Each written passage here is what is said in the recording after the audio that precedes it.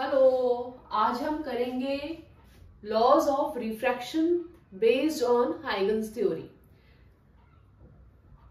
इसके अंदर पहले तो हमने एक सेपरेटिंग सरफेस बनाया such that it separates a medium 1 from medium 2, और मीडियम 1 में लाइट की वेलोसिटी या कुछ not light only we can say किसी भी रे की वेलोसिटी v1 है, मीडियम का रिफ्रैक्टिव इंडेक्स μ1 है, और उसी रेज की जो वेलोसिटी आफ्टर रिफ्रैक्शन मीडियम 2 में हो गई v2, और रिफ्रैक्टिव इंडेक्स है मीडियम 2 का μ2। इंसिडेंट रेज रिप्रेजेंट हो रही है I1 और I2 से। I1 से इंसिडेंट रेज सरफेस को मीट कर रही है पॉइंट A पर, और I2 से पॉइंट B तक आई। जितने टाइम में रे रिफ्रैक्ट होके पॉइंट A से पॉइंट D में चली जाएगी, इन the same time point B से वही रे अभी पहुंचेगी point C on the surface of separation पर। इसे फिर से समझिए, I1 I2 हमने क्या बनाया है, इंसिडेंट रेज AB जो कि परपेंडिकुलर है टू I1 और I2, वो क्या रिप्रेजेंट कर रहा है, incident wave front. R1 R2 are refracted rays, और CD क्या रिप्रेजेंट कर रहा है, उनके परपेंडिकुलर है ये दोनों रेज, तो CD रिप्रेजेंट कर रहा है रिफ्रैक्टेड वेव फ्रंट। अब हाइगन्स थ्योरी के अकॉर्डिंग हमने कंस्ट्रक्शन की है, जिसका मतलब ये है कि जितने टाइम में रे या वेव फ्रंट से ये स्फेरिकल वेव फ्रंट, या हम कहेंगे कि नेक्स्ट जो सेकेंडरी वेव फ्रंट शुरू होगा पॉइंट A से वो D तक पहुंच जाएगा, उतने ही टाइम में अभी सेम टाइम T में जो भी यहाँ पर पार्टिकल्स हैं या रे है फ्रॉम B टू C तक पहुंचेगी। ठीक है, सच दैट हम क्या कहना चाहते हैं कि time taken by incident ray to move from B to C is equal to time taken by refracted ray to move from A to D. This is the main point जो कि based upon Huygens theory है। इसके through हमने जब construction किया, अब हम देखेंगे कि इंसिडेंट रे और नॉर्मल के बीच में एंगल है I, उसी तरह से रिफ्रैक्टेड रे और नॉर्मल के बीच में है एंगल R। इस बात का ध्यान रखना बेटा कि it is moving from some medium 1 to some medium 2, तो ये रे क्या हुई, it has bend towards the normal. उसी तरह से यहाँ पे भी हमने यही शो किया है कि रे R1 is bending towards the normal. ठीक है, अब हम मैथमेटिकली ये प्रूव करना चाहते हैं कि Snell's law that is mu is equal to sine I by sine R इसमें प्रूव हो जाए थ्रू दिस डेरिवेशन। कैसे करेंगे, अगेन एंगल I क्या है, इंसिडेंट रे और नॉर्मल के बीच का angle, that is angle I1A और N1। Next is angle R क्या है, रिफ्रैक्टेड रे और नॉर्मल के बीच में, दैट इज एंगल N2CR1। अब ये देखिए, ये angle I plus this angle that is angle N1AB, angle I plus angle N1AB क्या 90 डिग्री है, चेक करो, ये तो I है। ठीक है, और ये जो I1 रे है that is perpendicular to the wave front AB। Perpendicular होने का मतलब ये एंगल 90 डिग्री होना चाहिए, मतलब इन दोनों का सम क्या है, 90 डिग्री है।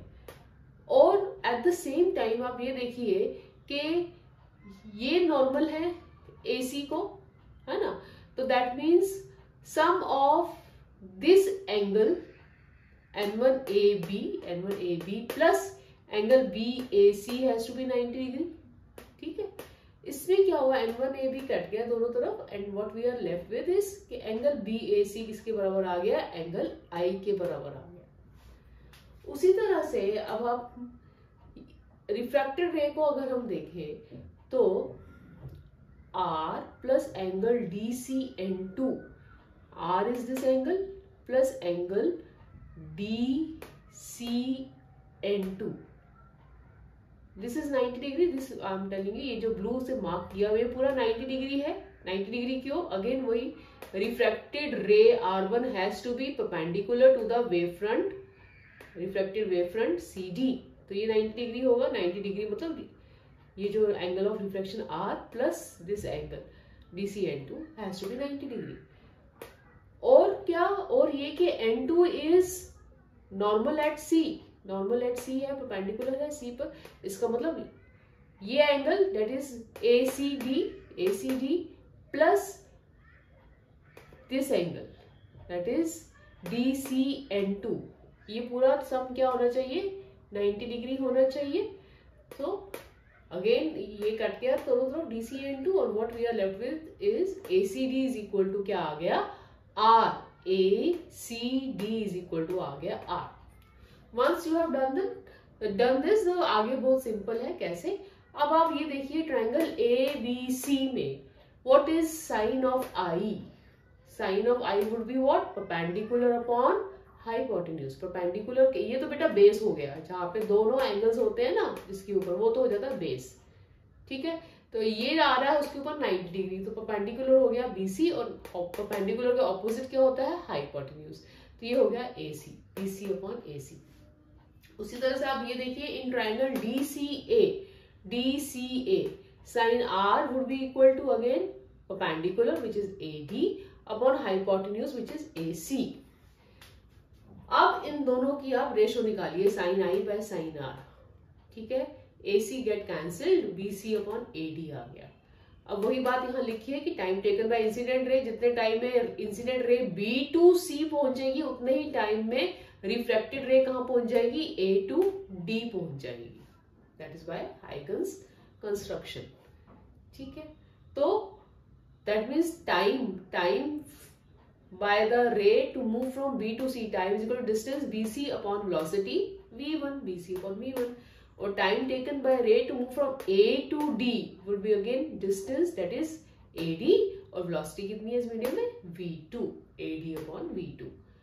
अब BC upon AD का रेशो यहाँ पे आ गया V1 by V2, and from equation 1 and 2 we equate the two equations and we get V1 upon V2 is sin I upon sin R, and but we know V1 upon V2 को हम बोलते क्या है, refractive index, ठीक है, mu.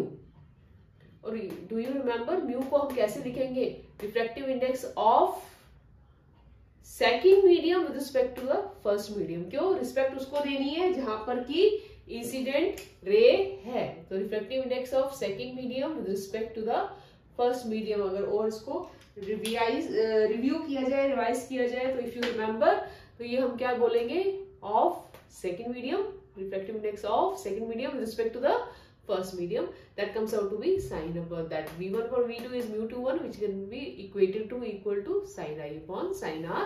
सो यहाँ पे हमने स्नेल्स लॉ को प्रूफ कर दिया है। अनदर लॉ क्या आता है इसके अंदर, हम कहते हैं कि बाय कंस्ट्रक्शन हमने क्या बनाया है कि refracting surface, incident wave front and refracted wave front, they are all lying in the same plane.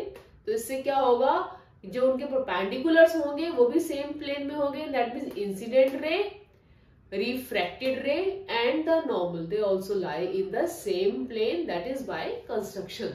तो इस तरह से हमने दोनों लॉज रिफ्रैक्शन के प्रूफ कर दिए हैं।